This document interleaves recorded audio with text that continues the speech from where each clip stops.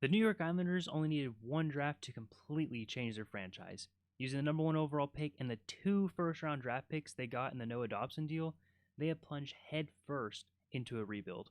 Just like we're going to do right now, using that number one overall pick, Mathew Schaefer, as the cornerstone of our franchise. 75 overall, medium elite potential of D-man. He projects to be the top line level here in a couple years, probably. And they have a couple guys as well that are going to factor in from that same draft class. Victor Eklund is a big name from the draft class. 71 overall, medium elite potential, two-way forward. Somebody that I really like and I think can factor in the top six for us here in a couple years. And the third first-round draft pick from this year was Kashawn Aitcheson, another defenseman, 62 overall, top four potential D. Another guy that I think in a few years can factor in a big time for us in our franchise. He's a two-way defender, much like Schaefer, but he can play either side. These are two guys that I really think are going to be in the top four for us in this rebuild. And looking at the rest of their prospect pool, they definitely have a couple guys that can contribute to our team here in the future. The first one, Cole Eiserman, 79 overall, top 60. He's not in the game originally. I had to create him myself because he is currently at Boston University, and college players aren't in the game right now. But I think he did a pretty good job. He's a sniper, left wing. I'd say he's probably their best scoring prospect right now. I would expect him probably a second or first line scoring option on the wing. Another guy they brought in from the Brock Nelson deal was Calum Ritchie. He's a big, powerful, power forward center. 78 overall. Again, these two guys probably in line with the Mathew Schaefer development. It's going to be a couple years till they really hit their stride in the NHL. They also have Isaiah George, somebody who's developing pretty well right now from the 2022 draft. Still only 21 years old, 75 overall. Another defenseman that we can factor into our franchise of the future. But when you look outside those prospects, their core is definitely aging. Matthew Barzal is their most talented forward, I would say. 28 years old, second line forward in the game, 88 overall. Definitely a good player to have. And the contract's not that bad either. 9.1, it's not fantastic, but it's a contract that's definitely livable. He also does have a modified no trade clause, so it's not impossible to move him should we need to. But this is a guy that, I think he's still young enough, still good enough that we could still have in our franchise to build around in the future. A guy that I'm not so sure we're going to be able to build around is Bo Horvat, 30 years old already, 88 overall. His contract, again, it's not terrible. It does have a no trade clause for the next couple years, actually just 1 year after the current year that we're on right now. 8.5. It's not superstar money, but it's not a contract that we're going to want to keep around long term, I would imagine. Since he is 30 years old, he's going to start regressing pretty soon. Ryan Pollock is another guy, 30 years old. It's just the core itself is old. Maybe not the oldest in the NHL, but old enough that you probably don't want a lot of these guys sticking around for the rebuild for the next 3 to 5 years. They're going to be regressing pretty hard. Pollock is an 87. He has a couple superstar abilities. His contract, again, 6.1. Not the worst contract ever for a defenseman, especially on the right side, how much of a commodity these guys are. But he does have a no trade clause next year as well, so we would have to wait a year if we did want to move him out. Adam Pelech is another guy, 30 years old as well, 87 overall. He does have a gold X factor, which is great. He actually has a modified no trade clause for the next 3 years of his contract, which will be the end of the contract. So he's somebody that we could move sooner if we wanted to. But again, these are guys that they're just going to get worse. Their trade value is just going to go down as they progress. But really not terrible contracts. Not something that's going to hinder us in our ability to build a team around them. It's just you probably don't want them sticking around for much longer. JG Pageau's on that list as well. 86 overall, 32 years of age. He's only under contract for this year, so he's somebody that probably isn't going to stick around for us. He does have a modified no trade clause if we want to, ship him out to retain some value on him. Anders Lee is another guy, 34 years old, 86 overall. I'm sure you're seeing a theme here. Most of these guys are well into their, late 20s and early 30s at this point, and their overall is going to start to go down.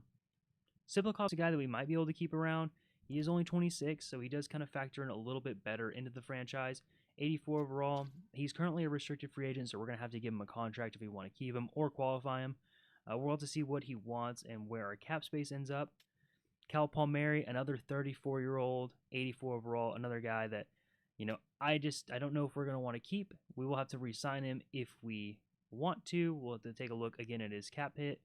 Holmstrom is a guy, 24 years old. He definitely lines up more with our rebuild than any of these other guys do. So I'll definitely look at his hit. But, these are three guys, they don't want extensions right now. So we're going to have to see what we can get done with them. Moving down, Duclair is a guy that 29 years old, a little bit on the older side, I would say, but a good contract, 3.5 for the next couple years. That's not bad at all. A scoring option that this team desperately needs. Plays left and right wing, probably somebody that I think we can keep around just to help with the rebuild. I don't see him necessarily being a huge part when we actually get there, but team's got to score. Somebody has to do it for us. Casey Cizikas, another guy, 34, 82 overall. He has a couple more years left on his contract as well. 2.5 million is not bad, so he might be somebody that we keep around. A little low on the overall for that cap hit, I would say, but veteran presence, I suppose. No trade clause on him, so if we do have a deal that works for us, we can move him out. Alexander Romanov is a guy that they shipped out a first-round pick a couple years ago. Two-way defender, 25 years old. I would say with Noah Dobson gone, this is a guy that we definitely want to try and sign long-term. We're going to need somebody to kind of fill the gap until Schaefer and the rest of our prospects on the defensive side are ready to go. And also, 25 years old is not very old in the game. He could still, have some growth, have some development. Maybe he could turn into something big for us in the future. But even if he doesn't, 82, not a bad overall for a second or third line defenseman to have. So we'll try and give him long term. He does actually want an extension, which is a nice change.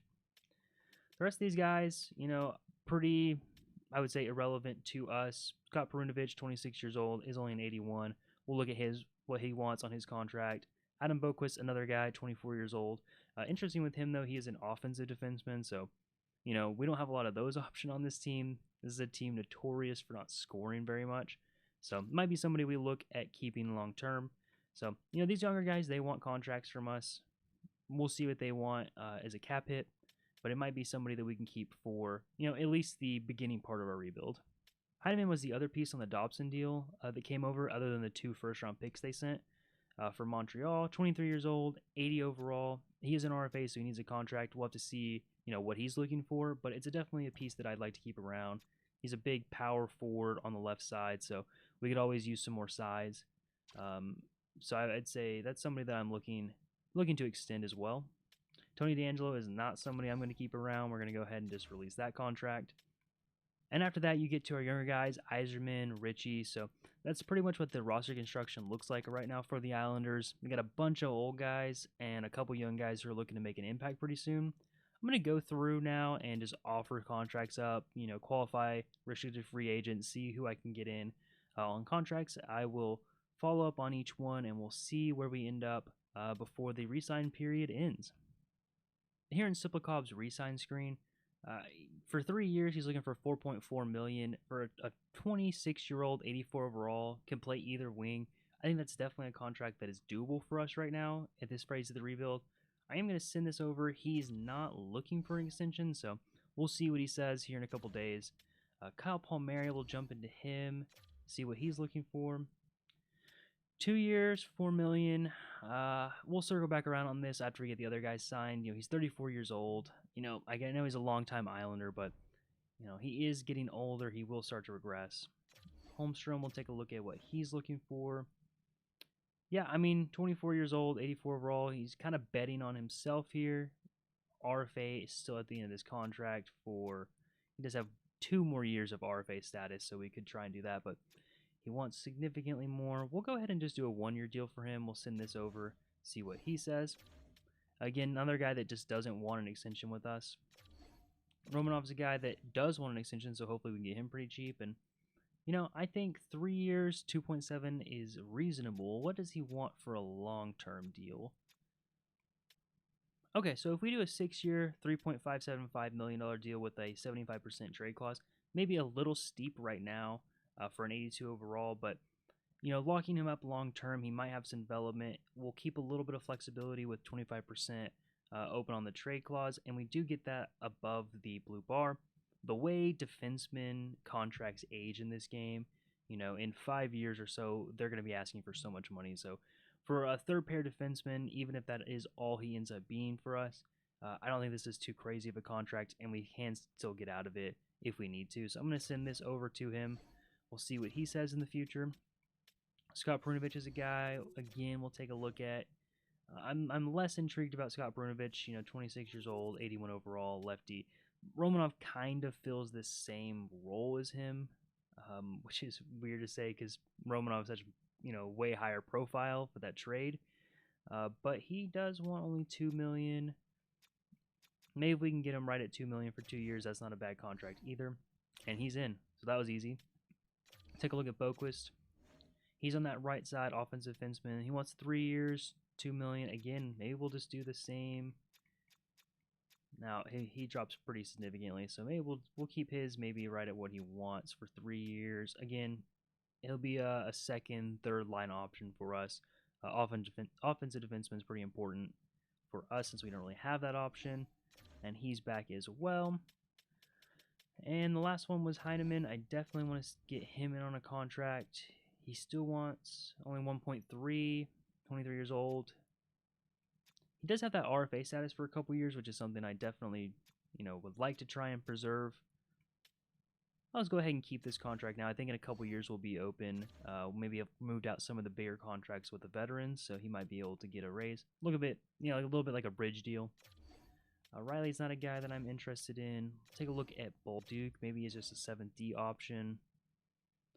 24 years old, 77 overall, 1.4. If I can get him maybe at like 1.3 or so, I'll keep him around. We'll see what he says about that. William Foodie. You go ahead and just offer that 1-year deal for him. That extends his RFA status as well for another year. And these are just space fillers down here, so we'll follow up in a couple days. We'll see what everybody else says when they take a look at their contract, and then we are getting closer to free agency for this year. All right, to move forward a couple days here, Siplikov has accepted our offer, so that's great. We bring him back. Holmstrom as well, he will accept our offer, so that's another good big piece on our 4 group. Heineman's back as well, so that's good to see. And Romanov, so we're getting all of our contracts right now. Bolduc is a guy that we offered as well. So yeah, I will take a look. Is there anybody else that we have open? No contract offer right now. So I think that's everybody we wanted to re-sign besides Palmieri. We are down to about $7 million in cap space. I'll let Palmieri get to free agency. We might bring him back in free agency, but that's somebody that I don't think is a priority for us right now on the older side. It may be if he wanted an extension and we could maybe negotiate something a little bit on the cheaper side, but we'll take a look at free agency and see if we can replace that production there. Other than that, I'm just going to finish up cleaning this up a little bit, qualifying a couple more RFAs, and then we'll move on to free agency for the year. Before we get into free agency, I'm going to take a look through our roster here just to see if there's any big holes that we need to fill. Right now, looking at the center lines, Barzal, Horvat, Pajot, Zizekas, I think that's a pretty solid 1 through 4. Calum Ritchie is a guy I'm probably going to start in the AHL, so maybe we could use a depth center just in case one of these guys gets hurt. On the left wing side, we have Anders Lee, Duclair, Engvall, and Heineman. Again, I think that's a pretty fine 1 through 4. Cole Eiserman, another guy I'm probably going to start in the minors, so again, maybe we need a depth forward there. And then just taking a look at our right wingers, Holmstrom, Siplikov. These are 2 guys that I think are going to be big impact pieces, but definitely could bring in a couple left wings or a couple right wings as well to fill out that side of the roster. So looking at some depth forward options, maybe if there is a big right winger on the market that wants to come here, we can take a look at that. And then looking at our defense, Pelech Polak obviously is our 1 and 2. Romanov, Boquist, Mayfield. So these are some depth guys as well. You're looking at second, third liners. So, if there is a defenseman that makes sense for us to bring in to shore up that second line defenseman type position, I think that would be good for us. Other than that, we have fine depth here. So, and then obviously we didn't talk about it, but goalie, that's going to be fine for a while. Sorokin's an 89 overall, 29 years old, a gold X factor. Not only does he have no move clause for the next couple years, he's just good. So there's no reason to move him. Maybe later in his career when that no move clause expires and it goes to a modified, and he's a little bit older, we'll take a look at that. But goaltender is going to be fine. Maybe we do need a backup goaltender at some point. You know, Varlamov's an 82 overall, 37 years old, so that's pretty old. We'll see if he even makes it to the end of this contract, which is only 2 years. So we might be in the market for a backup here pretty soon, but the starter position is definitely under lock for the next few years. So yeah, we'll jump now into actual free agency. I did hire a bunch of scouts and set up the coaching and things like that while I was off camera. And Noah Dobson's here. I moved him over to the Canadiens, but did not give him his extension, so we're going to avoid that just for the sake of the video. Evan Bouchard is an interesting guy. 25 years old, obviously, so he could be a big part of the rebuild. Right D, big-time replacement for Noah Dobson. He was looking for $8.9 a year, which I think that's very reasonable. We don't have the cap space right now. We might look and see if we can free it up, because that would be a huge addition to our blue line right off the bat. Brock Boeser is here. Speaking of Bouchard, though, I would imagine he is a restricted, so we would have to give up some pretty big assets to get that. So maybe not something we're looking to do right now while we're still in this rebuild. Brock Boeser is here. 88 overall right wing. I'd love to bring in a high-powered scoring right winger like Brock Boeser as a sniper, but $11 million a year is not going to work for us right now. Mikael Granlund, 6.4. Probably not somebody I'm interested in with his age. So just scrolling through here, going to see if there's anybody that really speaks to me, and we'll go through and offer them if they do. Yeah, Morgan Geeky's here with a restricted free agent, so that would probably cost us some draft picks. Lindgren's an interesting piece. Top 4. And yeah, I'm just going to go through here, and I will pop back up whenever I have something that I am interested in offering. Alexander Holtz is here, 83 overall, very young at 23 years old. He is a restricted free agent, so I would imagine whatever we offer, Vegas is just going to match. But I am going to go ahead and send the contract over, maybe just for 1 year to see if Vegas will let him go, and then we could re-sign him if we want to. But this would be a fun piece to add, a scoring piece. He is a sniper. This year's third-round pick, I think that's fine. We have multiple of those right now, so we'll send that over. We'll see what they decide to do, if he accepts it, and then if Vegas decides to match it or not.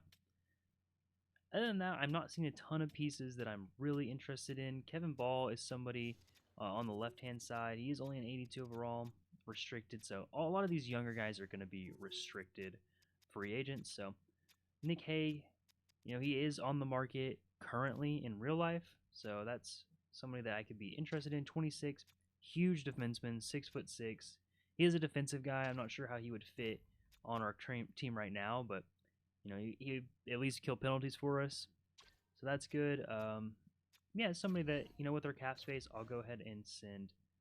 I'll send a 2-year deal over to him for 2.6, and that's not too bad, and he's in. So that really shores up our defense. I think, you know, they're going to be a little underrated for what a second line position could be or should be in the game, but you know, we're not looking to win right now. We're looking to develop a couple pieces for the long term. So I think Nick Hade's a good investment for a couple years.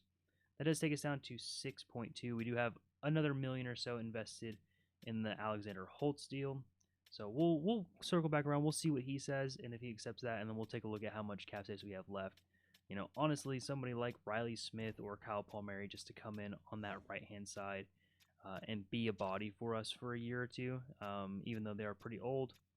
Riley Smith's a little bit cheaper, so that might be somebody I'm interested in. Yeah, we'll see where we end up. We're a couple days later now. Alexander Holtz has accepted our offer. We're going to have to see what Vegas wants to do with him, but at least we have an offer accepted from him. So again, we'll come back another day or two. We'll see what Vegas does, and then we'll take a look at our cap space after that. And here's the news we were waiting on. The Golden Knights did choose to match that. I figured they would. It was a pretty cheap deal, so we are not required to send over any draft picks for that, but we don't have him on our roster. So jumping back in, right now I'm thinking somebody like Riley Smith still on the market here. That could be a good piece for us to bring in. So we'll see what he wants. Yeah, $4 million is a little bit steep, but he is an 84 overall, 34 years old, so only 1-year contract. Is there anybody a little bit further down that could do the same type of job for us on that right-hand side? Jamie Ben's a left wing. Justin Danforth is somebody Only one overall lower than Riley Smith, but a couple million cheaper. Also could play center for us if we needed to. So yeah, I think I'm going to go ahead and offer Danforth. Again, just as a filler. I would only like him for 1 year, but 2 year gets us more. We can trade him if we need to. Now Danforth is in. That takes us down to about 4 million. Take a look again at our contracts. And just looking through, we could use another depth forward position, somebody around an 80 overall, somewhere in that range. We do have a couple guys like Foodie here in the system that could come in and play that depth forward role if we need him to. So that might just be the best option for us in the short term, at least. So I'll go back through. Our defense should be stored up now. And I'm bringing, a guy like Nick Hagan as well. Just kind of offers us some more, flexibility if we do want to move out some of the bigger names, guys like Pelech or Polak this year. They do. Obviously, Pelech has the modified no trade clause, so he'd be the guy that I move out if I, found a deal that fits that. But, as he ages, they'll go down in value a little bit, so I want to give him out sooner rather than later. So, again, just another body to fill that space, younger body. Maybe he develops into something for us. I'll take one more glance through free agency, see if there's anybody that really tickles my fancy. If not, then we will move on to the next season. Taking one more look through free agency just to see if there's anybody that fits our team with this leftover 4.8 cap space. Looking for maybe just a depth forward. If there is anybody, we'll go ahead and send over a contract. But if not, we'll just fast forward into the start of the next season and go from there. We're going to be bad. I expect us to be bad. We have a couple of draft picks in the next year's draft. Maybe we use them. Maybe we package them for a player. But either way, I definitely think this is going to be the first couple years. They're going to be rough in this rebuild. They're going to be losing years for sure. So I'm not trying to overspend before we, get to a position where we're comfortable with that. Maybe somebody like an Olofsson. Again, just trying to bring scoring in on this team as well. That's going to be a big problem. And it always, it has been for the Islanders for the last couple years. So, yeah, we'll go ahead and send over a contract. Maybe take this down a little bit. See if Victor Olofsson is interested. But yeah, if he does sign, I'll pop back in. If not, then we'll see you guys next year. We did end up signing Olofsson, so he's going to jump into that probably a right wing side for us. We did need a little more scoring depth there, and that pretty much rounds us out. So next time you see me, it will be at the start of the next season, and we will get things rolling through season number 1 of the rebuild. We got an interesting trade offer here from the Wild as we're sitting towards the beginning of the first season. Casey Zizekas, a 6th and a 7th for a 2nd round pick and a 3rd round pick. The Wild have popped up a couple times looking for Zizekas. I just think that's too good of an offer to refuse for somebody who's going to be a 4th line center for us this year. For $2.5 million, I think that's replaceable. I think he's only an 82 overall. Take a look to make sure he hasn't had a crazy progression or anything. Yeah, 82 overall, 34 years old. I think that's too good of an offer to refuse. So I'm going to go ahead and accept that. And then we'll jump back into the free agents and see if we can find us just another center to come in and play on our, bottom line, or our 4th line here. Trevor Lewis, he is old, but a 1-year deal I don't think could hurt us. He does want 2 years, though, so maybe there's somebody a little bit better. Yep, it ended up being Trevor Lewis, 1-year deal, $1 million. So just replace Casey Zizekas, couple overall lower, and we pick up a 2nd and a 3rd round pick. That was pretty important for us. We actually did not have a 2nd round pick in the draft this year, so that could be a big trade piece. Maybe we draft somebody with it, but yeah, fills out our draft a little bit more with those 2 firsts, a 2nd, 3rd, 4th, 6th, 7th. So I think that's a good trade for us. Zizekas was older, probably a contract I was looking to ship out anyway, and I think we've got a good return on him. All right, here's a team for season 1. Going for a more balanced approach, trying to get a sniper on each line, just to try and spread out some goal scoring. This team's had problems with goals in the past. Duclair, Horvat, Barzell is our first line. A couple of veterans, or I guess 3 veterans. These are 3 older guys on our team. Andres Lee, Justin Danforth, and Siplikov on our 2nd line. Danforth, I think he just fits a little bit better than Pajot does on this 2nd line as a sniper. Try not to double up snipers on any lines here. Eiserman is going to make the team on the left wing. Only 19 years old. He did take a little bit of a step up over the offseason again, so going to go ahead and give him a shot on this 3rd line with Pajot and Holmstrom. And then our 4th line of Olofsson, Lewis, and Heineman. Again, just going for a sniper, Olofsson, Eiserman, Danforth, Duclair on each line, trying to get some scoring out of this offense. Our defense is looking pretty solid on the top line with our two veteran defensemen. I'd say our second line, Romanov and Boquist, are a little bit lower on the rating scale, and then Mayfield and Haig.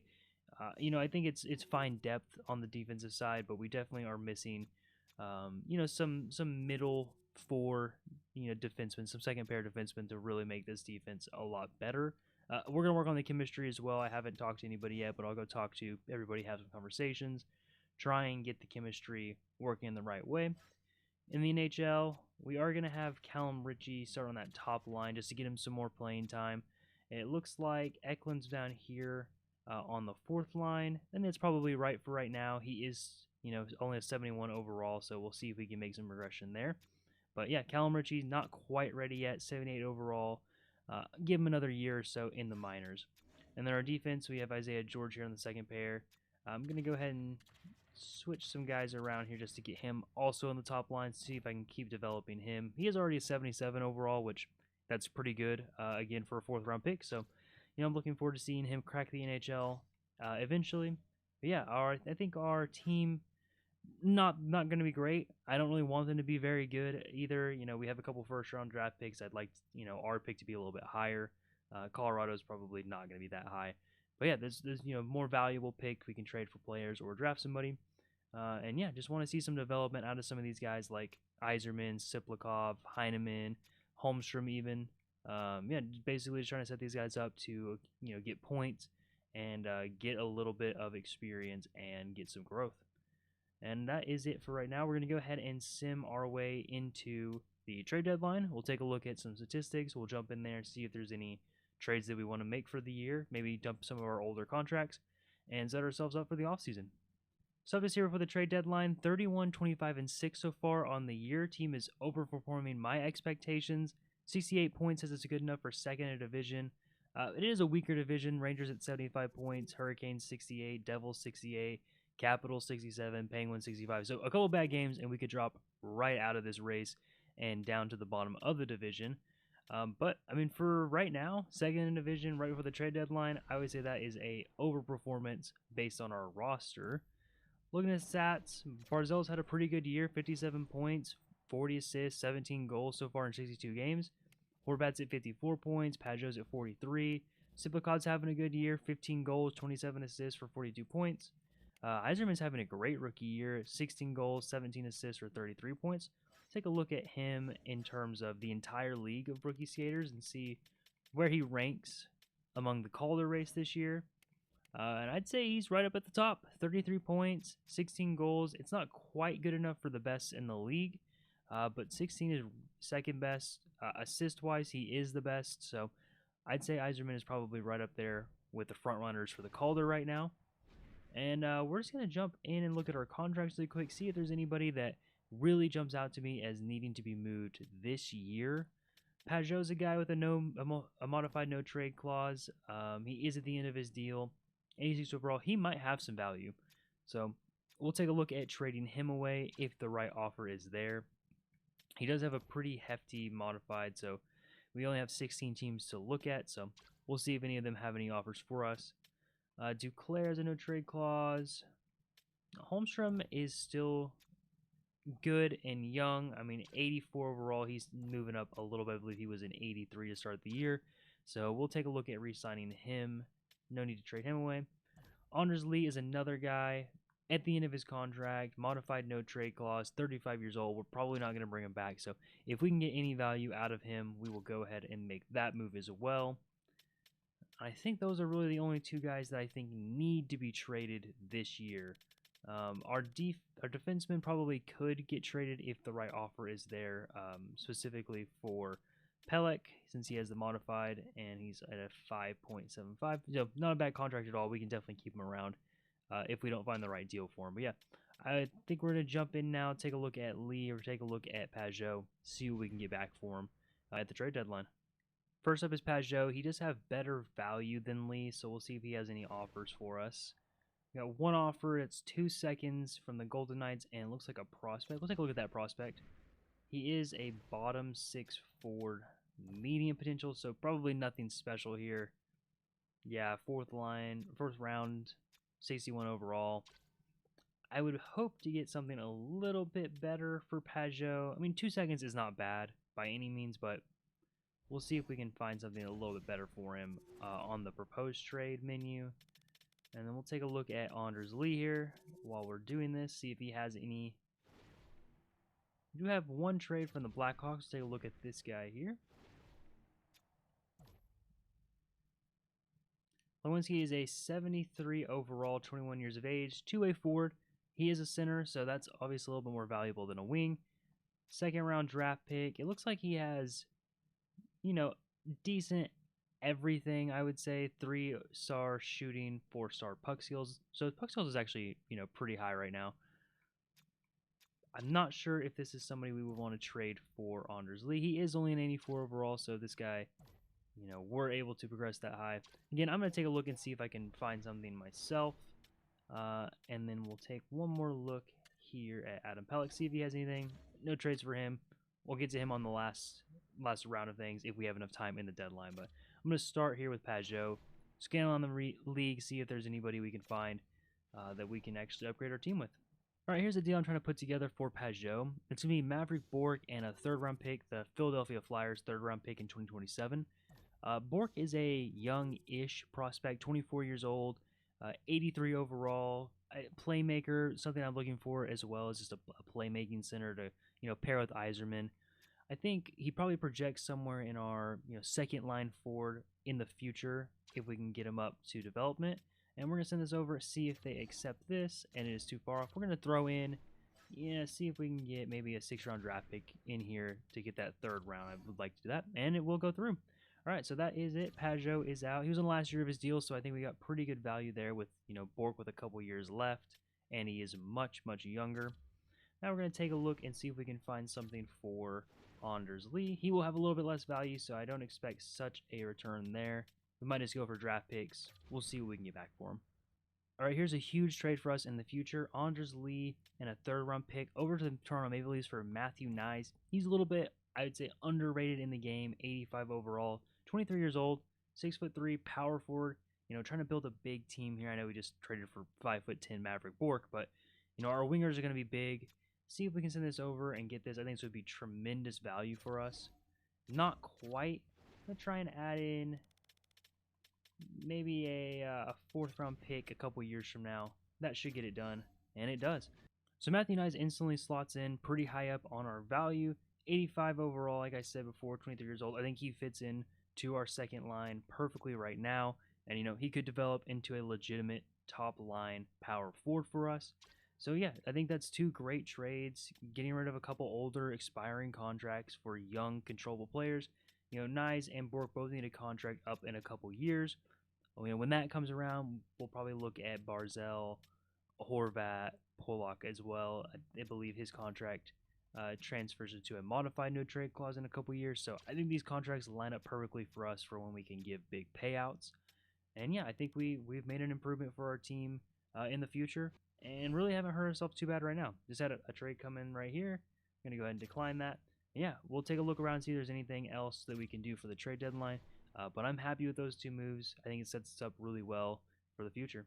No more trades on the deadline, so this is what the team's going to look like for the rest of the year. Duclair, Barzal, and Siplikov are going to be our first line. I am going to split up the Barzal-Horvat just to kind of give us a little more depth down the middle. So Horvat's going to drop down the second line with Knies and Holmstrom. Heineman, Bourque, and Eiserman are going to make up our 3rd line. That's actually a pretty perfect 3rd line, I would say. Eiserman with a sniper, 3rd line scoring forward. Bourque, a playmaker, center, 3rd line scoring forward. And then Heineman's a power forward, 3rd line checking. I think that fits in pretty well as well.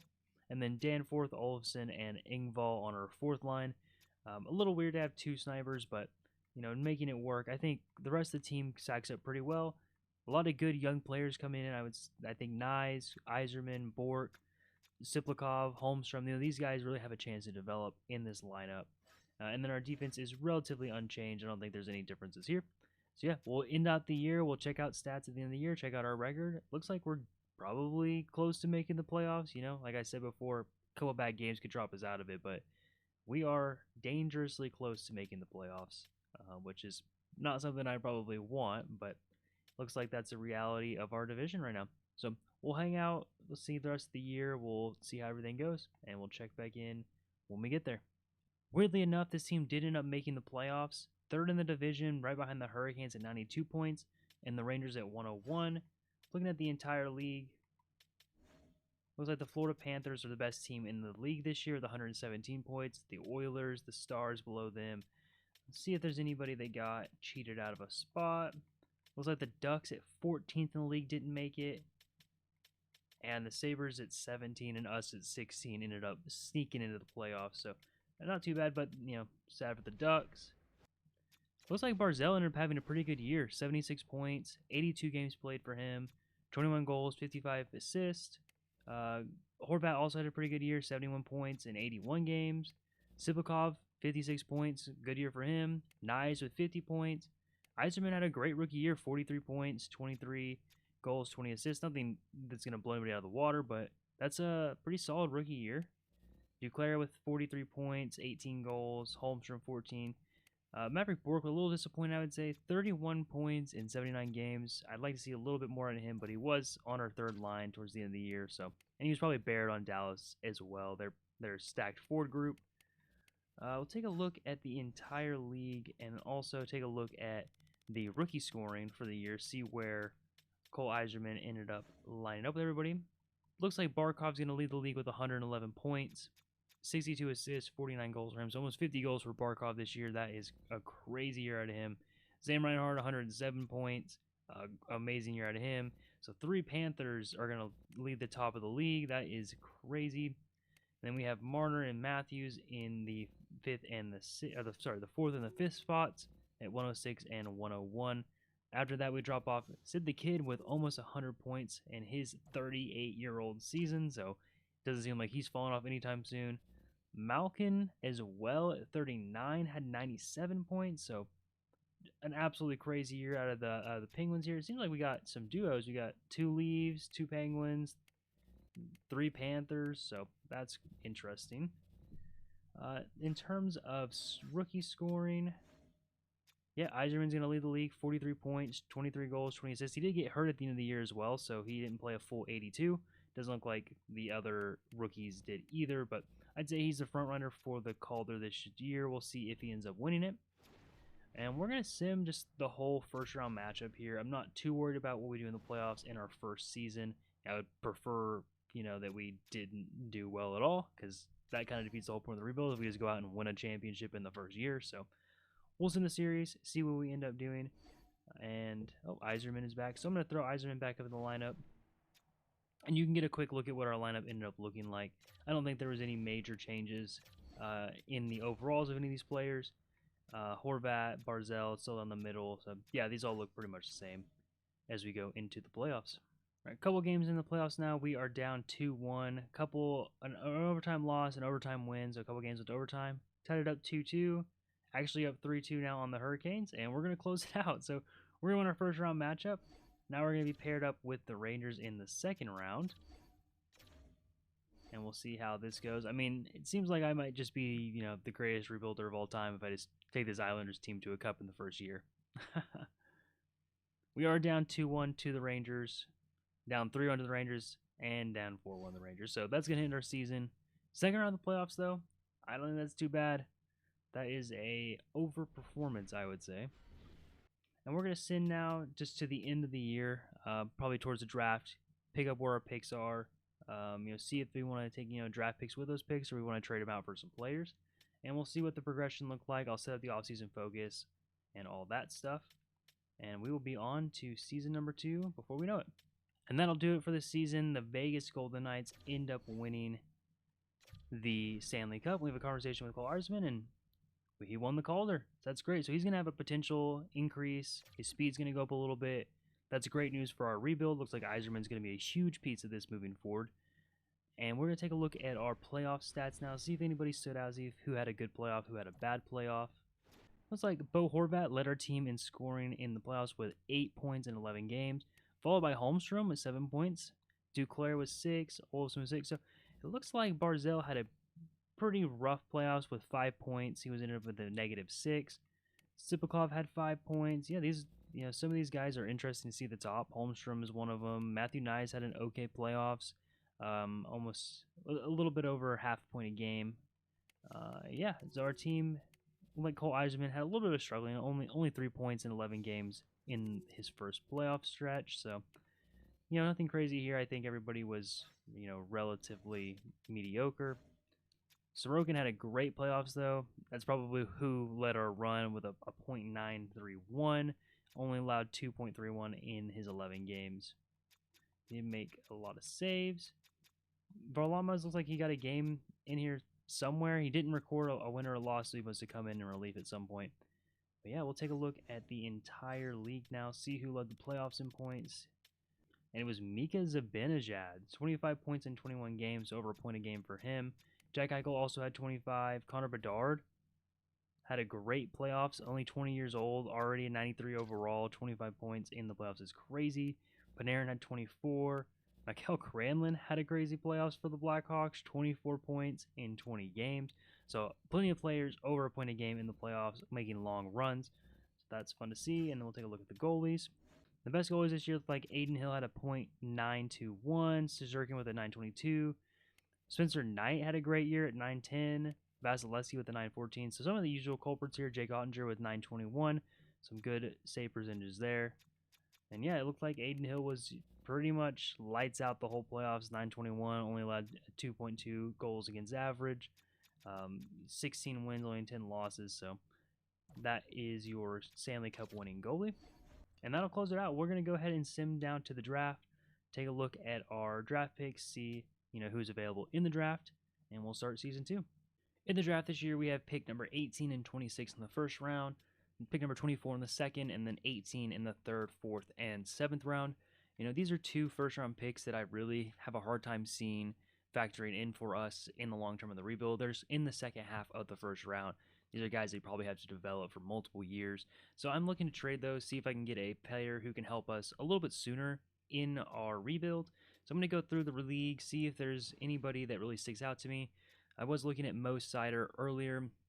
Just probably not a deal that we can get done. His value is just a little bit too high for these 2 first-round picks. So just going to go through here again, see if there's anybody that I can pick up. They would help us right now. Probably looking for defense. I think being able to free up some of the flexibility to trade one of our veteran defenders going into next year, it'd be really nice to have that. And just, looking for a nice 1-2 punch with Mathew Schaefer in the future. So I'm going to go through these teams, see if anybody sticks out, and then we'll try and make this trade. We have a massive trade shaping up here, trying to pry away Jake Sanderson from the Ottawa Senators. He's only 23 years old, 87 overall, medium league potential, has a really long-term contract at $8 million a year. With how defender contracts age in this game, that is a fantastic deal of the future. Left side D, two-way defender, trying to pair him up with Mathew Schaefer. A 1-2 punch of those 2 guys, I think, really could carry this defense for a long time. Going to send over both our first-round picks this year, a second round this year, and a second round next year. So it's a lot of draft capital for sure, but these are just picks that I don't see factoring in for the rebuild. If I was trying to go long-term, maybe a little bit more hesitant at sending these away. And then going to throw in Bolduc as well just to try and get this across the finish line. So our value is pretty high on our side, but I think for a player like Sanderson, something that this team really needs, it's going to free up the ability for us to trade one of our veteran defenders this year and still have somebody that can step in on that first line and produce. So we're going to send that over, and it is accepted. So that's great. Jake Sanderson now long-term with the T, a big part of this rebuild, and we will sim to 82 is our next pick, so I'll take a look around and see if there's any trades we can make. But that's probably it for the draft this time. I might take a couple guys here in the late rounds, see if there's any gems that I can pick up, or might just flip those picks for players or picks later on. So that is the draft. I think a huge addition here. And yeah, we'll see you guys after this. All right, onto the re-sign screen now. Really the only person of value we have to re-sign this year is Holmstrom, 24 years old, 84 overall. Definitely going to try and get him to a deal. We have $11 million in cap space, so there's definitely some room to work. Other than that, down here a little bit, we have some older guys. Trevor Lewis is somebody that I probably won't bring back. We brought him in for depth this year. Foodie is somebody I'll probably bring back as well. Just a nice depth forward. Can probably get him pretty cheap. And the other guys are AHLers right now. Everybody else is under contract. I am seeing a little bit of regression, though, specifically from our D. Palak is down to an 86. He was at an 88 overall, so he's already starting to lose some overall points. That's 2 in 1 year. So definitely want to look at moving him out as soon as we can, probably within the next year or so, especially now with Jake Sanderson stepping up. He can fill that role perfectly. Other than that, we'll go through the progressions after this. Looks like Eiserman's at an 84 overall. And we'll go through the younger guys as well, see if any of them took a step forward for the year. And yeah, let's take a look at, first up, Holmstrom, see what he's looking for. There's another 1-year deal, $2.8 million. I would like to get him long term if possible. So he would want a 3.4 to do it this way. And the contract value just really isn't that high. But he is only 25 years old, so maybe I can go a little bit higher, maybe up to like 4 million, see if that's something that he would be willing to do. And he'll get back to us about that. He does want an extension that makes it a little bit easier for us. And I could always enter a negotiation, but, you know, for somebody that's not a top line player for us, I'm really not going to worry about it that much, especially because he's an RFA. I am just going to release Trevor Lewis. We'll take a look at what food he wants. Just another 1-year deal. We'll go ahead and do that. That extends him out. And then the rest of these guys, I'll go through, clear this up, and then we'll advance a couple days and see what Holmstrom has to say. Holmstrom has shot us down. He's rejecting our offer. He wants to be on a team that's going for a Stanley Cup often. I guess he doesn't know what I'm trying to do here. So we'll go back into his negotiations, see if we can maybe sweeten the offer a little bit more, and see if we can get him around. Again, long-term deal is what I'd like to do. If it all fails, I'll just go ahead and move down to another 1-year deal. And maybe he's not a big piece of our future. Maybe he's just somebody that, you know, is going to be trade potential in the future if he develops a little bit, or maybe he comes around and he wants to sign long term.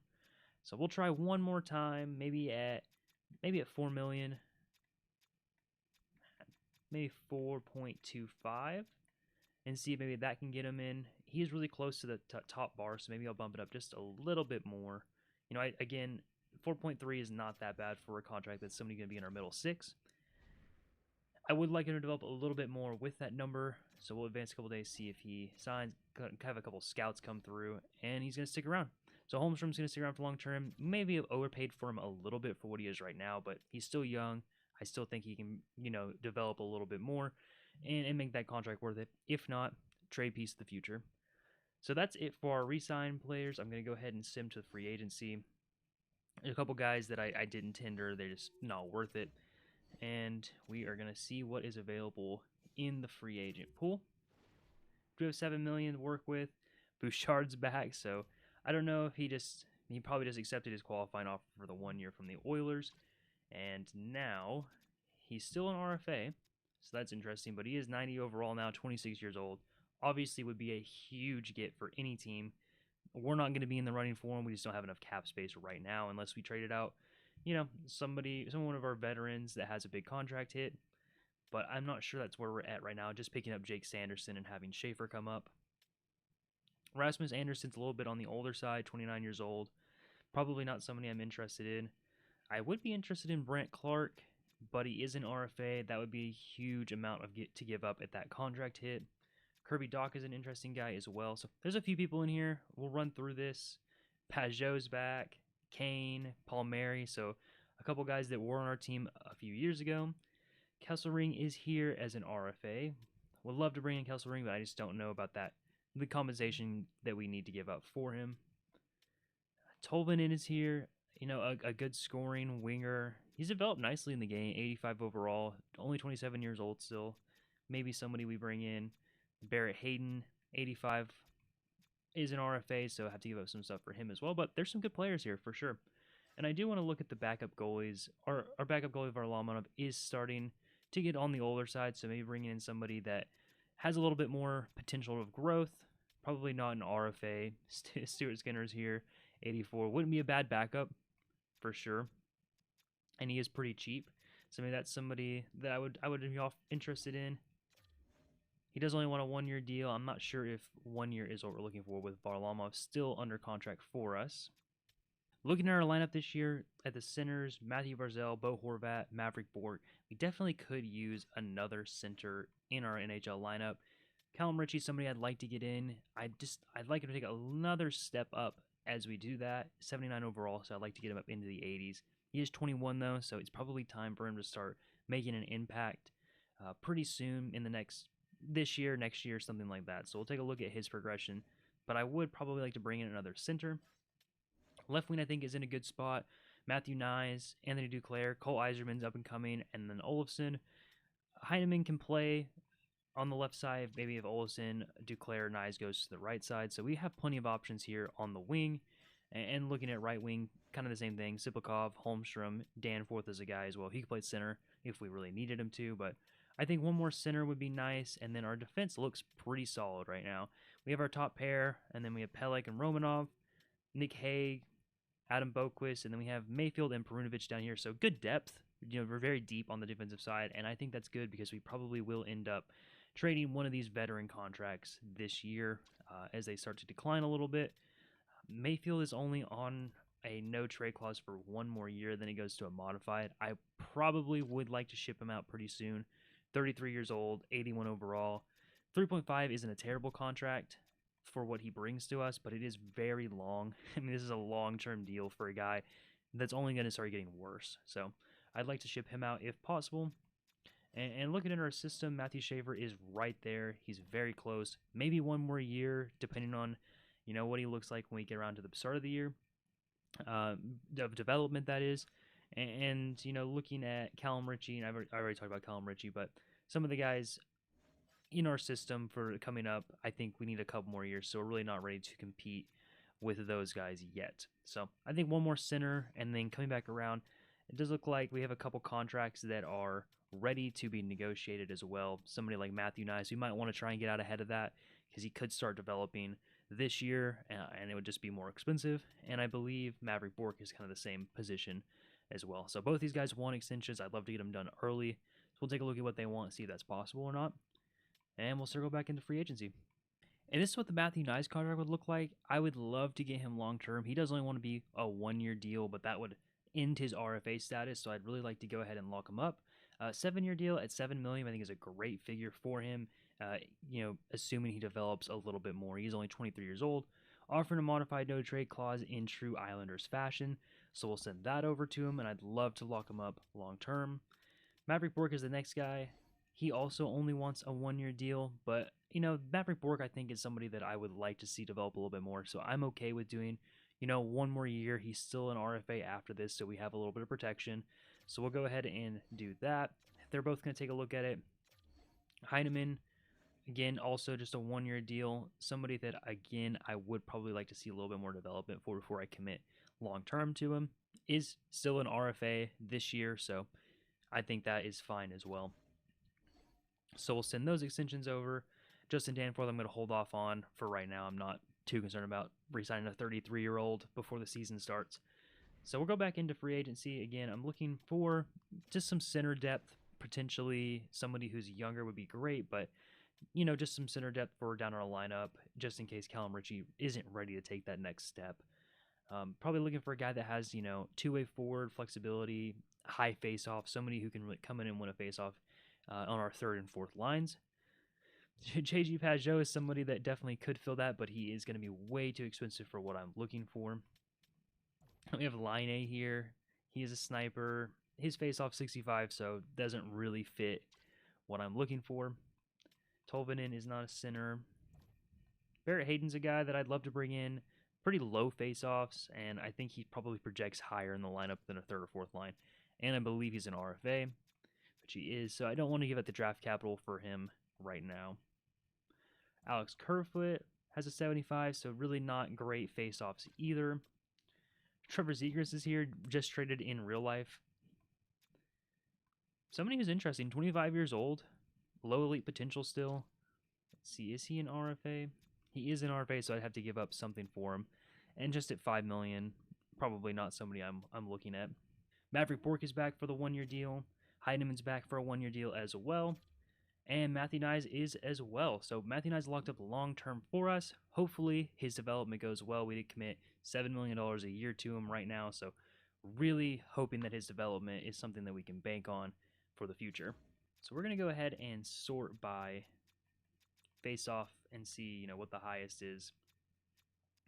Don't want to bring in a complete, awful player. Stinlin has a 90 face-off. He is a grinder, so he'd probably fit in our bottom 6 forward lines. So this is somebody I definitely could see us bringing in. He does want a 2-year deal. He is only 29, though. I think Sinlin actually might end up being our best option. Just looking down this list, Hall's here, Drury. These are guys, Hellenius is here actually with a pretty high face-off rating, which is interesting, in 80. He is only 23 years old. He is going to be an RFA, but this would be such a low contract hit that I really doubt we would have any draft pick compensation for him. But he's just not NHL ready. He's still in a minor checking forward role. He bottom 6 potential. Probably not worth it for our NHL team, but maybe for our AHL team. We'll see if he's interested in a 2-way. I'll send that over. No picks. I bet the Kings will match that, but I would like to have somebody, somebody that can come into our bottom 6 forward of the future and just be kind of a grinder. Sinland as well, a grinder, 80 overall. I'm going to see if I can bump this down to maybe a 1.375 just to save a little bit of cap space on him. So both those guys have been sent over. I'm going to reject that, even though Engvall definitely could be moved out this year. Long-term contract for him. Something I wanted to look at as well was Stuart Skinner, just for a backup position. He does only want a 1 year, so that's what I'm not too happy about that. Maybe could throw him a couple years just to be a backup for us once Varlamov is gone. But Varlamov's still sticking around. I don't know if it's something we need to do at this moment. Still an 82 overall. His contract is up after this year.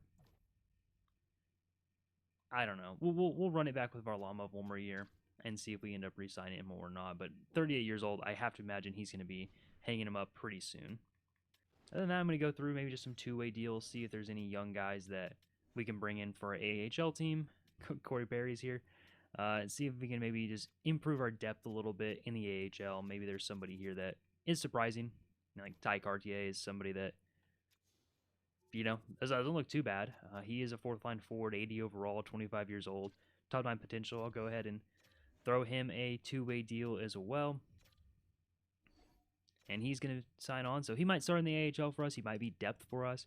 But I like his age, and I like his overall at 80, and his potential is top 9. So definitely possible there that there's something.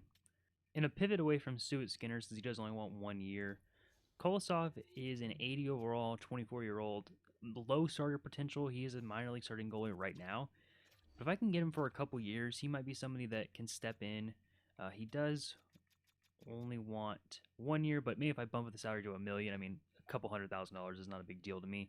And he can be somebody that maybe progresses a little bit and can fill that backup role whenever Varlamov retires. If not, low risk, only $1 million. He can be in our minor league and be a good goalie for our minor league system moving forward. Other than that, I think we're pretty much done here. We have everybody that I think we need. We're going to advance a couple days, get some contract agreements on players that we sent out earlier. Hellenius decided to accept our offer. He does have to wait and see if the Kings will match. I think it's likely that they do. It's such a low value offer, but 6'6" guy. You can see the shiner in his profile pic. This is a big physical guy that I'd love to have, coming up in our system. Sinlin is in it accept as well, so a veteran, 3rd, 4th line center. They can win some faceoff. That does make Danforth a little bit expendable for me. We'll see if maybe that I can facilitate a trade. I know he had some interest before, but I think Sinlin just fits our bottom lines a little bit better than Danforth does. And like I said, there's a Danforth trade, so I'm sure we can make something work for Danforth if we need to. We'll take a look at our roster before we make that decision, though. And they did match Hellenius' offer sheet. It was worth a shot. It was low risk, high reward type situation. Only $800,000, so he's going to remain with the Kings. We did not pick up him. Right before the season started for Season 2, we had this trade pop up. It's Perunovic and a 3rd for a 2nd and a 6th. Perunovic is pretty buried on our depth chart right now. We've really enforced the left side of our defense.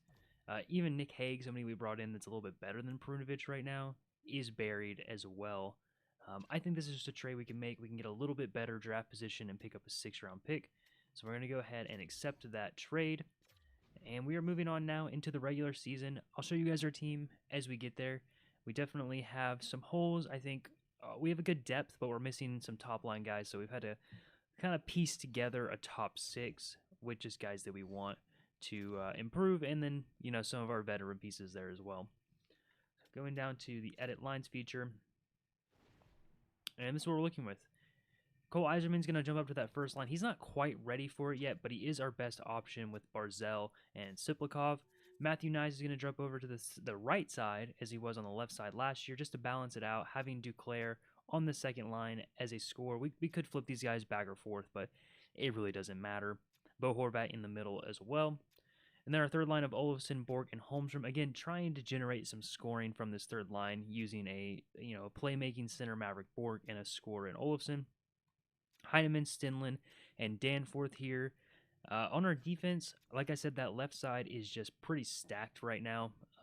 Jake Sanderson, Romanov, and Pelech. Pelech's going to go down to the third line because I do plan on trading him later on in the franchise. He is now, his no trade clause is gone, so he could go down to any of the 16 teams that he has in a tradable list. So definitely a tradable piece for us now. Scott Mayfield still sticking around. He only has 1 more year left on his no trade clause till it goes to a modified. So these are 2 guys that I really plan on moving relatively soon. Boquist is going to stay on the second line, and then Pollock on the top line as well. He also only has 1 year left on his no trade clause till it goes to a modified. So we're about to get a lot of flexibility from these no trade clauses, and I just want to kind of get some more development out of Sanderson, out of Romanov. And then our scratched guys, Nick Hague is the only one here on the defensive side. I'm going to call up some of these AHL guys to be our depth pieces as well. Cartier is somebody that I plan on calling up. Pierre Engvall, I probably look at trading at some point. 80 overall, 30 years old.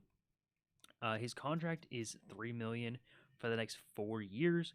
Another modified no trade clause handed out by the Islanders, so I'm going to have to work around that. But just $3 million for 4 years for a guy that is going to be a depth piece for us is just not good enough. So I'm going to take a look at trading him. And then I have, Foodies hanging around here. I just want to clear up some space, and I'd like to get Victor Eklund here. He is scratched right now. I'd like to get him into the lineup for more development. The defensive side of our AHL team is pretty good as well, if we can get there. Isaiah George continues to develop, 78 overall, now 22 years old, so he's still on track to eventually make the team at some point. Marshall Warren's 25. He probably is a little bit on the older side, maybe a depth piece of the future. And Kashawn Aitcheson is making his development, making his debut on the AHL team. 70 overall now, so he took a pretty significant step up from his 63, I want to say he was, whenever we drafted him. 20 years old, top 4 percentile D, so he's definitely moving on up. A couple more years on him. Mathew Schaefer is still in the OHL, so probably 1 more year on Mathew Schaefer, but he is getting very close. I think next year is when he makes his debut. And yeah, that's our team for right now. I'm going to go through. I'm going to try and get us some chemistry, try and set up the lines, and then we're going to sim through the season and head up to the trade deadline. Here's the updated chemistry for the year. 3-3-2 on the first 3 lines and a 0 on the fourth, but some pretty good buy-ins from some of these guys in our top 6. And then on defense, looks pretty fantastic right now. A +5 on the first pair, a +3 on the second pair, and a +2 on the third pair, so great chemistry on the defensive side. Our power play is set up a little bit differently this year. I'm going to have Eiserman and Siplikov on the wings for Barzal on power play unit number 1, with Horvat and Boquist on the defense side for the first unit. The second unit is going to be Maverick Bork manning the middle with Matthew Knies, Anthony Duclair as his wingers. Olofsson's going to play the defense sniper position here, and Jake Sanderson's going to be that second defenseman. So I'm pretty happy with how the power play units look. I think Eiserman's poised for a big year for us. Anthony Duclair in that second line role is somebody I'd like to upgrade at some point. I mentioned this before, but I think Danforth is probably the next guy to go, as well as Engvall whenever I get around to trading him. So I'm going to put them on the block, see if we get any trades come in up to the deadline, but if not, those are guys that I'm going to ship out at that time. And yeah, we'll see how this team goes. I think it is, strangely good enough to compete. Last year we made the playoffs, made it to the second round. I don't know if we'll get that same level of success this year, but we're still improving. Our young players are getting better, and that is great to see. about halfway through the year here, and the Oilers are looking for a depth piece in Engvall. Pretty much a salary dump situation for us. We get to send over a 6th-round pick and Engvall for a 3rd. I think that's fine value for somebody who is right now is buried in our AHL roster and making $3 million for the next 4 years. So, if they want to go as a 3rd-round pick for that, I think that's fine. I'll go ahead and do that. Gonna have to fix the Bridgeport Islanders roster here, but I'll go ahead and shore that up. But I think that's a good move for us. We get to dump some cap. We get to get rid of a player who's just buried in the AHL right now. And we get to pick up a 3rd-round pick this year. So I think that's all fine. Right before the deadline, we were at 33, 21, and 8. Another pretty good year for us. I'd say we're overperforming just a little bit again. 2nd in the division, although it is pretty weak. The Devils at 76 is the lowest division leader, albeit the Oilers only have 77, so that's a pretty weak division as well. We'll take a look at our stats before we jump into the trade deadline and see what kind of year everybody is having. It looks like Cole Eiserman is arriving. 62 games, 64 points, 26 goals, 38 assists. Cole Eiserman has been our best forward. 85 overall already. He's only 20 years old. He's just going to continue to get better for us. That looks like a great development in our franchise.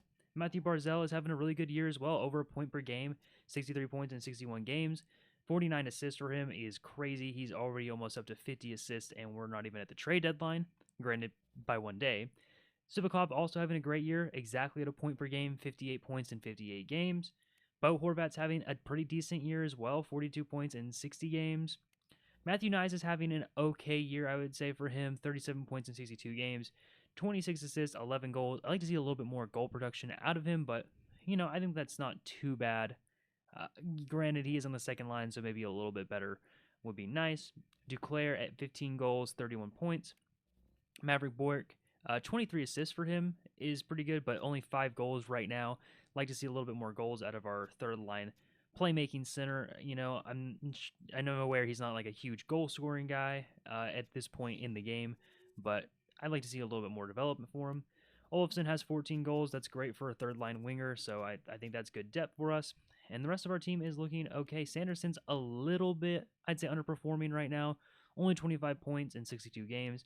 I'd like to see him have a little bit more goal scoring and also just more points in general. Although 6 goals for a defenseman at this point in the year probably isn't the worst.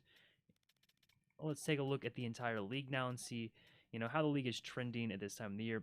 McDavid already has over 100 points at the trade deadline. He is absolutely going nuclear.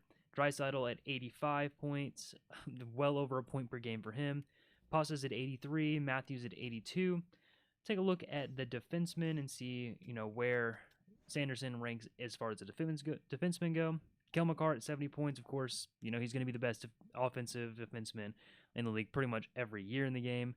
Adam Fox at 59, Dahlin at 49, Ekblad at 49. A lot of guys at 49 here. Yossi, Hughes, Hamilton. So, all in all, I think Sanderson is underperforming a little bit, but he's going to be somewhere, in this range. I don't think that's too bad for what we're doing right now on our team. Boquist at 26, Sanderson at 25. So I'd like to see a little bit more out of those 2 guys, as far as our offensive production goes on the defense, since these 2 are the 2 guys manning our power play. But overall, the team itself is doing pretty well. We're tracking to make the playoffs once again. That doesn't change the fact that we are going to be sellers at the deadline. We just have some older contracts we need to get rid of, so we really can't, get distracted by the fact that we're performing pretty well as we go in to the trade deadline. Some guys that I definitely want to look at moving out this year, obviously Danforth is up there. I've mentioned him before. Last year his contract, I'm probably not going to re-sign him.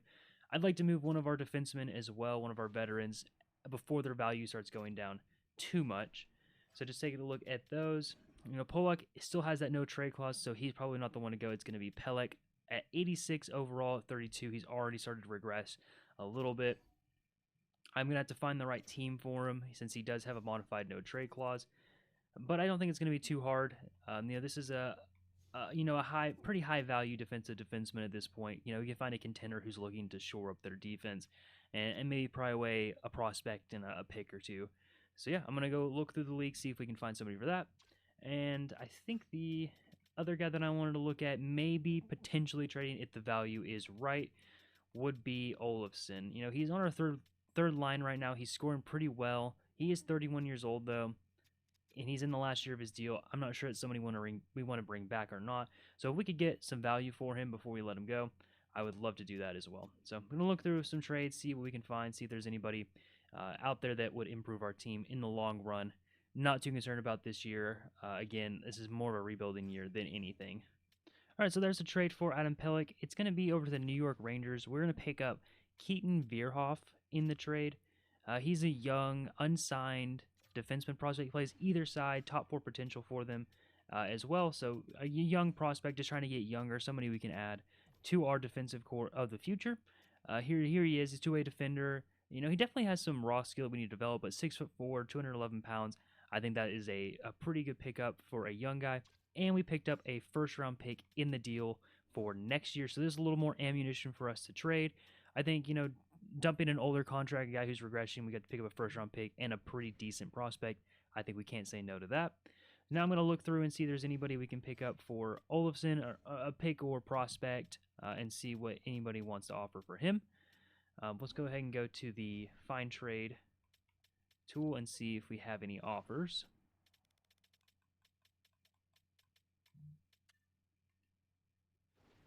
We do have a few for Olofsson. We got 3rd-round picks from the Wild, from the Predators, en route for the Devils. Toronto Maple Leafs the 3rd, and then a goalie prospect. We might take a look at that. And a 4th and the same prospect. So, you know, you could either take a 3rd or a 4th, whichever one you'd like. And then a 2nd-round pick from the Winnipeg Jets. So they really want him. We'll take a look at this goalie prospect and see just how good he is. I see he's a starter, you know, medium starter potential.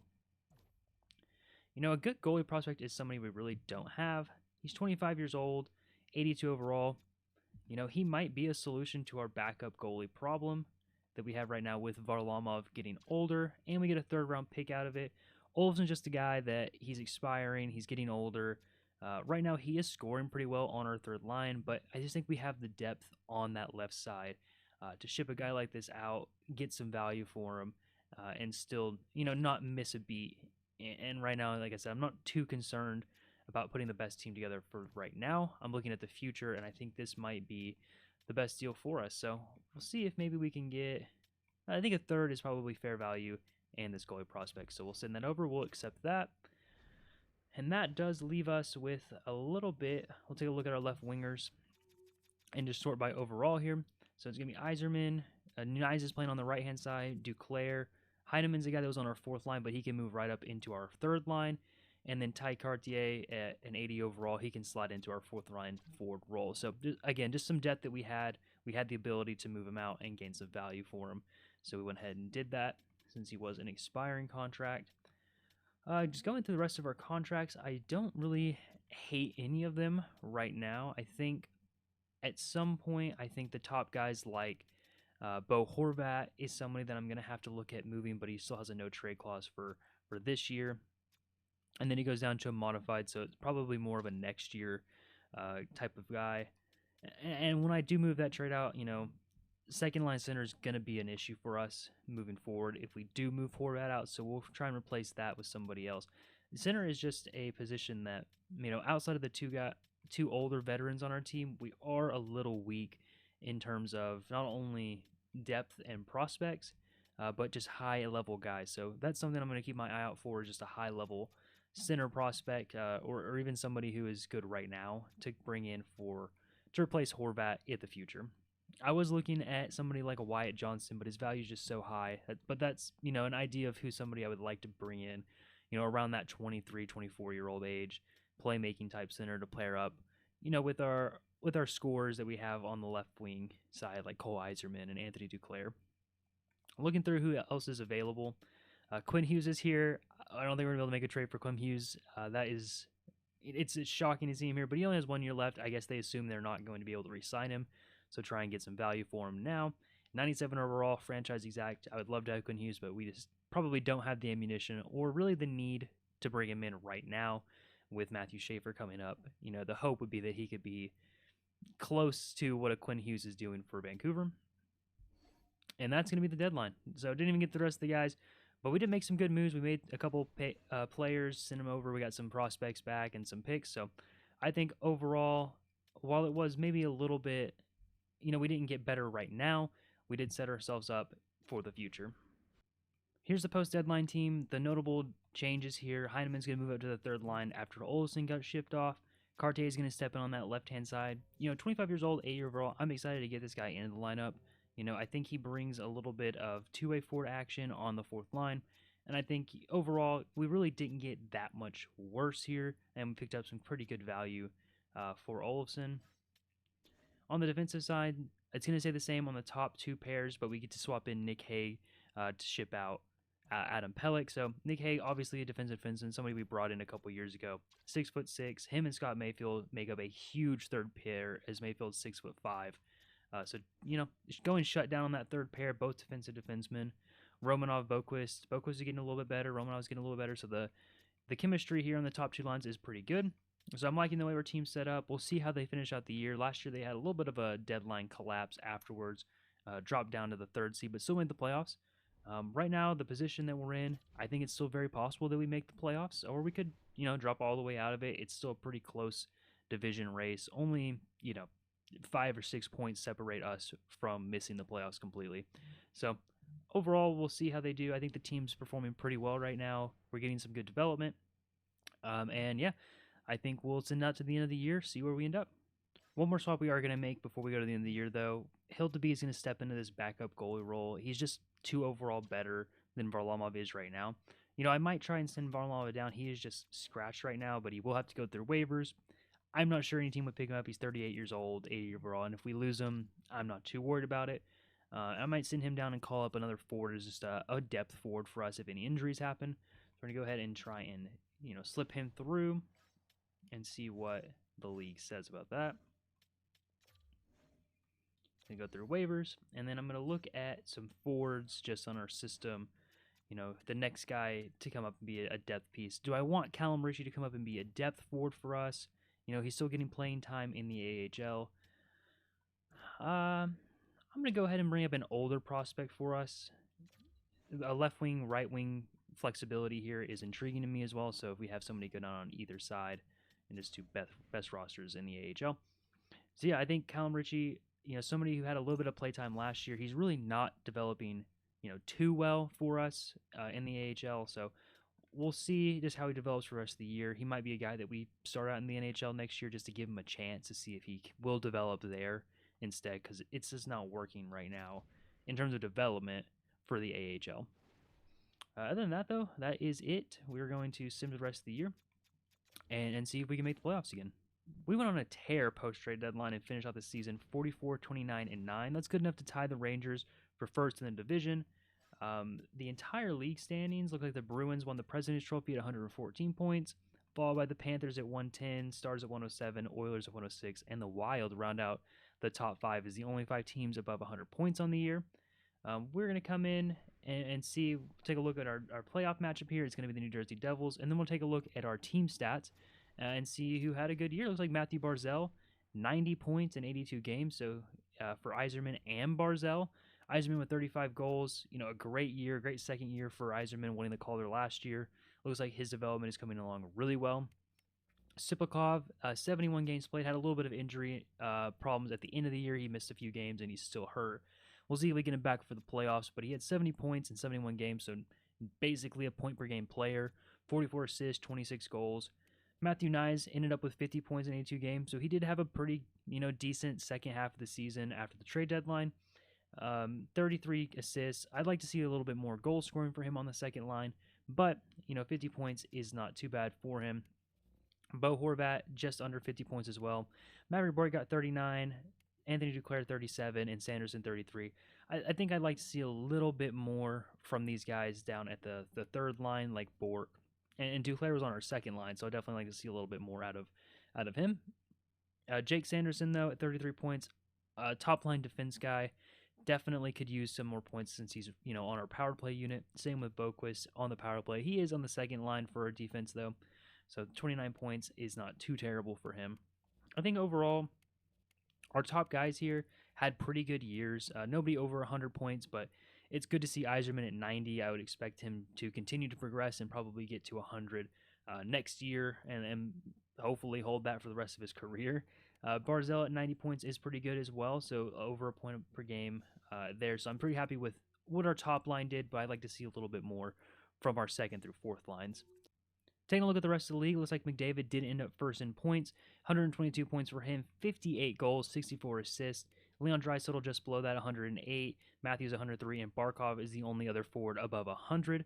It looks like for goal scoring, Pasternak had 60 goals this year. McDavid had 58. Kaprizov with 57. McKinnon 53. Matthews 51 as the only guys above 50 goals. Shestakov at 49. Kucherov at 47. Tage Thompson at 44, so a good year at Tage Thompson. Malkin continues to put up crazy numbers, 43 goals, 43 assists at 40 years old in the league. Just trying to see if there's anybody here. DeBrincat almost had a 40-goal season, so a really great season for him. Connor Bedard fell off a little bit last year. He was a little bit better than this, but 86 points, 36 goals, 50 assists for Connor Bedard. So, his rise to the top continues to be pretty astounding. 94 overall already at 21 years old. Mikko Rantanen here for the Stars, 35 goals, 41 assists, 76 points. I'm sure they'd like to see a little bit more out of him. And there's Cole Eiserman down here, not too far off the top of the league leaders at 90 points with 35 goals, 55 assists. So Eiserman is developing pretty well. Hopefully we can see him up towards the top of this list in terms of goal scoring, since he is a sniper relatively soon. We'll take a look at defensemen for the league, see who led the league. It's Cale Makar, like always. 92 points out of him. He did have 19 goals, 73 assists. Adam Fox had a great year, 81, almost a point per game for Adam Fox. Quinn Hughes, 74. Now, these are the usual suspects here at the top. Interesting, Sam Girard down here had a pretty great year, 60 points, 11 goals, 49 assists for the Colorado Avalanche. So a good year out of him. And let's see who led them in goal scoring.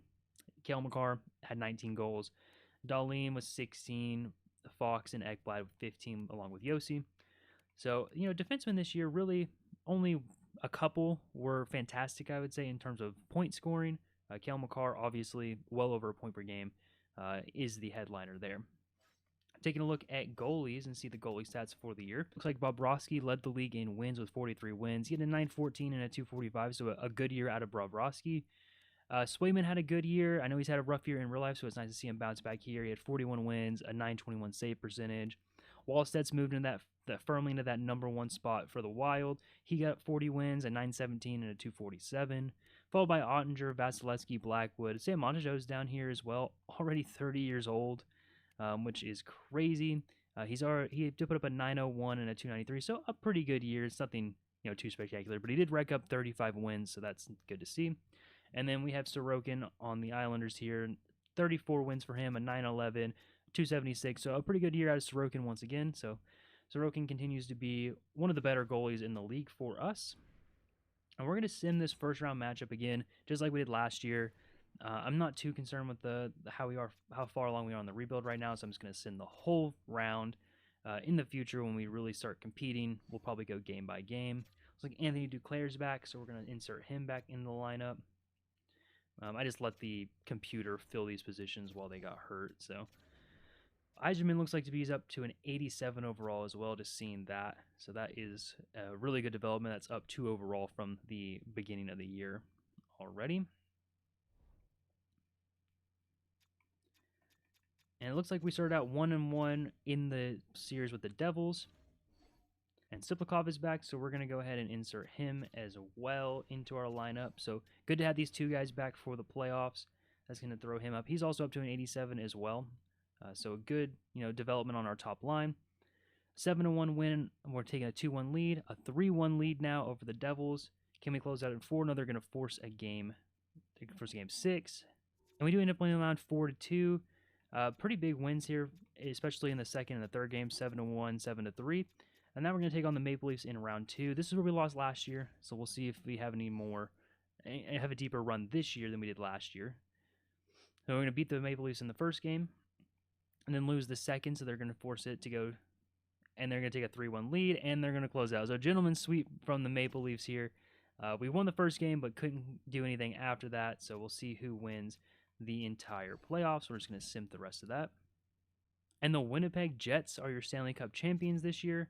We'll take a look at the Stanley Cup playoff statistics this year and probably take a look at the awards and see who finished the year as an award winner. Moving on to individual awards, Connor McDavid is going to win the Art Ross and the Hart, so the Art Hart is intact. We got James Norris Memorial Trophy goes to Cale Makar, wins it for the second year in a row. The Lady Bean goes to Kaprizov.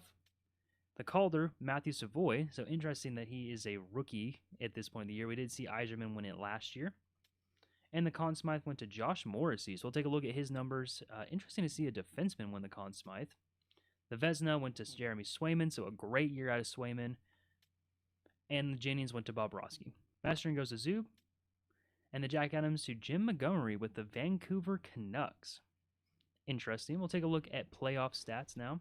Looks like Barzal led us in points again this playoffs. I believe he led us last year as well. Cole Eiserman had a much better playoffs for us this year than he did last year. 8 goals, 5 assists, 13 points in 11 games, over a point per game. Bo Horvat with 9 points in 11. Siplikov only played 9 games as opposed to 11. He missed the first 2. But he put up 8 points, almost a point per game, so great for him.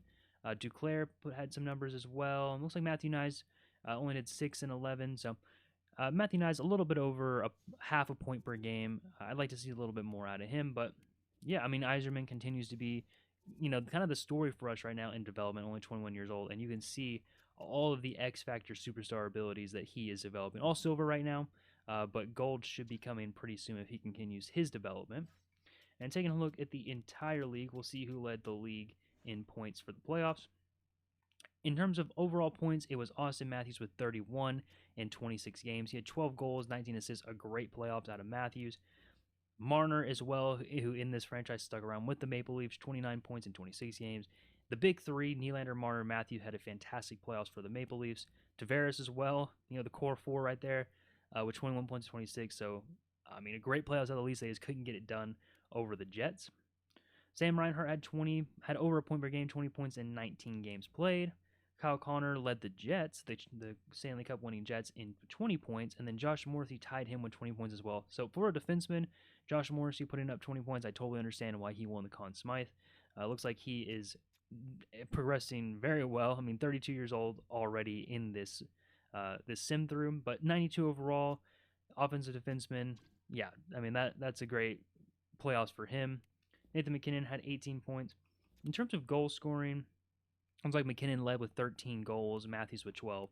Nylander, Tavares, Marchand all had 11, so Brad Marchand still kicking around the playoffs. This for the Panthers at 39 years old, putting up 11 goals, just an elite playoff performer that he is. Other than that, Rantanen had 8 goals in 11 games played for the Stars, over a point per game, so he continues his playoff dominance as well. And taking a look at our progress report, it looks like Cole Eiserman was our most improved player this year. Went up to an 89 overall by the end of the playoffs. That role now is a first-line forward. He's looking like an absolute stud for us. After winning the Calder, he went up to a top 6 forward, high potential. So it's good to see him really progressing. Siplikov as well, up to a first-line forward, 89 overall. A guy that we probably should have signed a little bit longer term if we would have known he was going to become so elite. That's his potential right now is elite. So Siplikov is doing absolutely great for us. Barzal as well went up a little bit to a 92. So our first line right now is looking great. Barzal is getting a little bit older, so I'm a little concerned he's going to start falling off relatively soon. Matthew Nyes did go up to an 87 overall, so a little bit of an increase for him. Maverick Bourque up to an 84 is great to see. I really would love to him to become our second line playmaking center if we can get him up, to an 86, 87. I think a line with, him and Nyes and maybe another goal scorer not named Duclair would be good. Heineman had a little bit of an increase as well, up to an 82. And the rest of these guys, I think these all stay the same. Boquist, I think, went up 1, but good to see a little bit of development. And here's the man, Mathew Schaefer, at an 80 overall. He's definitely going to be making his debut for us next year in the NHL. So he is progressing really well in the OHL at 19 years old. So he'll be 20 or so coming into next year. And he's, I plan on him being a big factor in our team next year. Jake Sanderson up to an 88 overall. So good development from the guys we want to have good development for. In terms of prospect development, Aitcheson went up to a 73 overall, Eklund up to a 76 overall. So these are two guys that are coming up. I think Eklund is probably going to be pushing for a position on the team probably in the next year or so. As far as Calum Ritchie here, really not a lot of development again for him at 79 overall. Only had 2 modifiers, so really not much growth in terms of Calum Ritchie. At 22 years old, he's becoming, a danger of, kind of slipping out of the graces of a prospect. We might have to either give him a shot at the NHL next year and see how he does, and then make a decision on him from there. Other than him, though, I think Eklund and Aitcheson are our 2 big ones. There were a couple guys like, Callie Elias, 23 years old. He had some good modifiers as well. So I think overall, our top prospects here in Aitcheson, Eklund, Schaefer are progressing well. I think Calum Ritchie is a guy that we're going to have to take a long look at and see what we think we need to do with him in the future. And that is where I'm going to call it for part 1 of this series. It probably will end up being a 2 or a 3-part series, just depending on how long the rebuild goes. If you made it this far, thank you so much for sticking around for the very first video on my channel and the first video of this rebuild series. If you like the video, go ahead and give me a like and subscribe so you can catch the other videos that come out in this series and on my channel in the future. Thank you so much again for sticking around, and I will catch you next time.